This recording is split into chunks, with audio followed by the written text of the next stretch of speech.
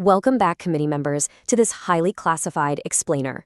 We're jumping right in today. We are stepping fully into the role of investigators to conduct a clinical, purely factual audit of the catastrophic subterranean security failure at the Nevada facility. We're going to strictly evaluate the events of the Level 7 containment breach and, of course, the infamous Subject 27 incident. Relying exclusively on recovered digital logs, facility blueprints, and eyewitness architectural reconstructions, we are going to examine exactly what went wrong beneath the desert and assess the very severe implications of this systemic collapse. Here's our agenda for this explainer. We'll be covering the facility layout and blueprints, the historical extraplanetary contact timeline, Level 7 protocol failures, recovered evidence and artifacts, and finally, the non-human entity encounter analysis. Section 1. Facility layout and blueprints. When you actually dive into the architectural blueprints, the sheer hidden scale of this Nevada base is honestly staggering. We're talking about a deeply oppressive environment buried hundreds of feet beneath solid rock. According to the recovered logs, Subject 27 awakened in total darkness inside one of these specific windowless containment cells, just cold metal walls. No clocks, no phones, and absolutely zero external communication capabilities. It's a completely isolated ecosystem operating under strict 24/7 internal camera surveillance. Imagine waking up there, under flashing red emergency lights, only to be met by two guards in black uniforms who've notably stripped off all their identifying name tags. And they tell you, flat out, that you weren't supposed to survive the experiment. That heavily controlled, deeply buried environment was the exact staging ground for the absolute disaster that followed. Moving on to Section 2, Historical Extraplanetary Contact Timeline. The classified files map out a really terrifying trajectory here, one that unfortunately culminated in a catastrophic success. You see, this space wasn't built just to passively study extraplanetary entities. It had a strict mandate for active, persistent communication. For decades, they ran these heavily funded, highly classified experiments, essentially trying to force a line of contact open. And for decades, complete failure. But that operational arrogance went totally unchecked until a massive shift happened with the arrival of a specific artifact in 1987. That object is what finally led to a singular successful experiment, which happens to be the exact protocol Subject 27 volunteered for. And the moment they achieved that success, it instantly triggered a massive cascade of unexplained personnel disappearances deep within the facility. So let's talk about the catalyst for all of this, the 1987 artifact.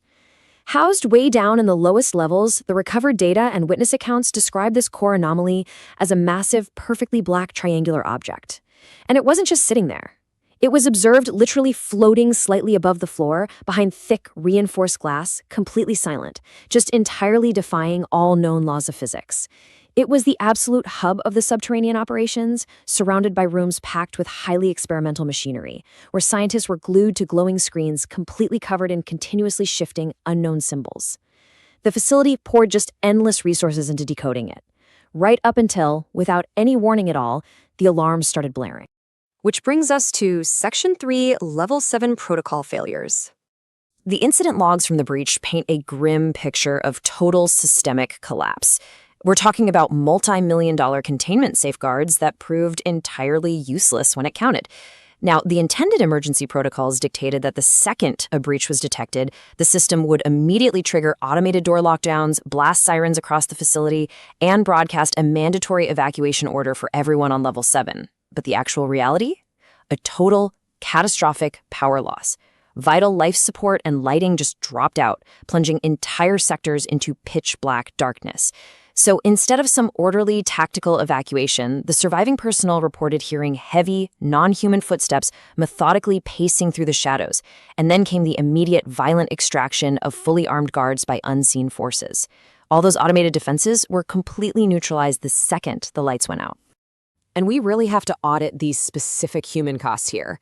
While Subject 27 inexplicably survived the initial experiment, the immediate tactical response team was not so lucky.